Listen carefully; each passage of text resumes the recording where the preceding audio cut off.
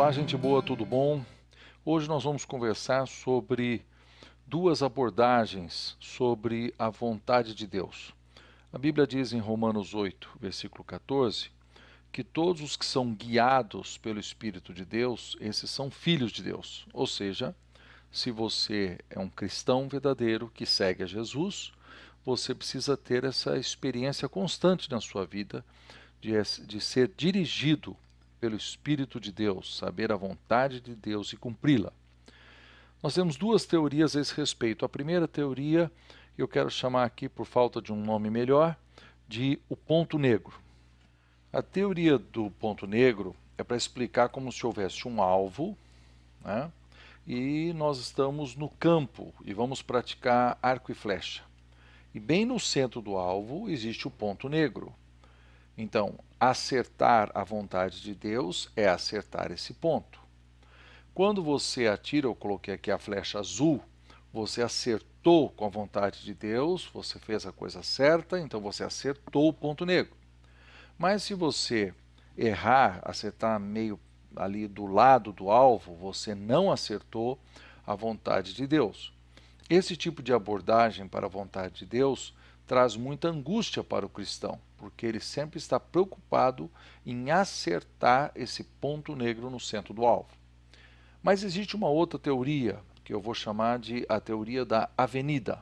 A teoria da avenida entende que a vontade de Deus é definida por uma série de princípios, e esses princípios são essas grandes faixas que formam essa grande avenida. Então, o cristão, ao procurar a vontade de Deus, ele tem liberdade de andar nessa avenida conforme ele quiser, desde que ele esteja dentro da vontade de Deus. Por exemplo, vamos imaginar que um cristão está procurando a vontade de Deus a respeito de um emprego. Ele tem duas oportunidades de emprego. Num deles, ele vai ganhar R$ 10.000 por mês. A outra oferta de emprego, ele vai ganhar R$ 5.000 por mês. Então aqui nós temos um cristão entrando em conflito. Alguns acreditam que o certo seria escolher o de R$ 10.000, porque Deus quer que a gente seja rico. E tem gente que acredita que não, que o certo é escolher o de R$ 5.000, porque Deus quer que a gente seja pobre e simples. Nenhuma das duas posições está correta. A verdade é, você pode escolher. Você pode escolher qualquer um dos dois. O que é que você não pode escolher? Você não pode escolher uma outra oportunidade que você tem de emprego aqui, ganhando, sei lá, 20 mil, vamos inventar isso, no qual você precisa desobedecer esses princípios da palavra. Por exemplo, eu te pago mais, mas você precisa mentir, você precisa produzir relatórios errados, ou você precisa entregar drogas no bairro do vizinho, ou você precisa tratar mal os funcionários, porque aqui na nossa empresa é assim.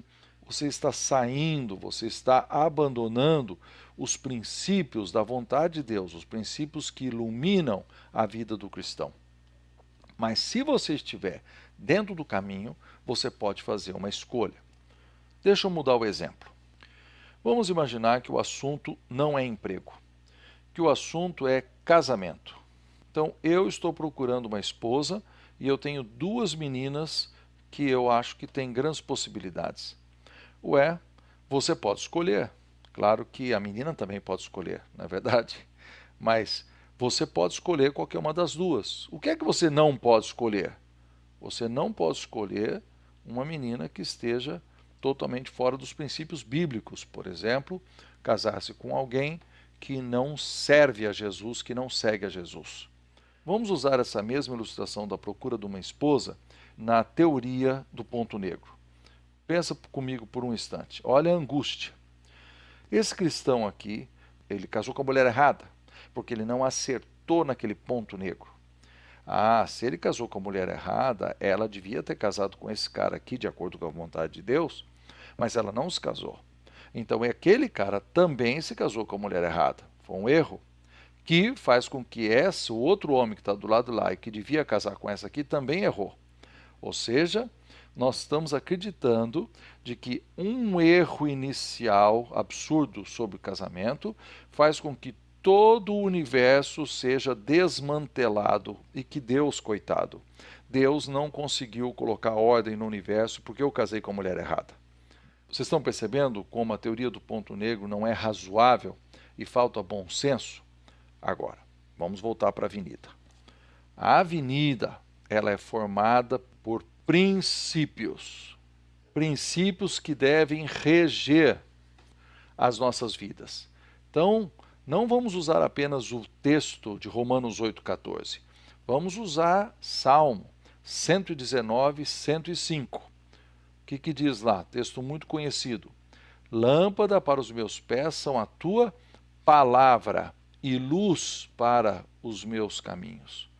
Então, quando eu entendo que a palavra de Deus tem uma série de princípios que devem reger a minha vida, eu também começo a acreditar que eu posso fazer escolhas, eu posso fazer decisões, desde que elas sejam de acordo com esses princípios da vontade de Deus. Enquanto que do outro lado, o ponto negro é uma busca desenfreada por Deus revelar um mistério secreto que ele tem e que eu então preciso descobrir qual é o ponto negro.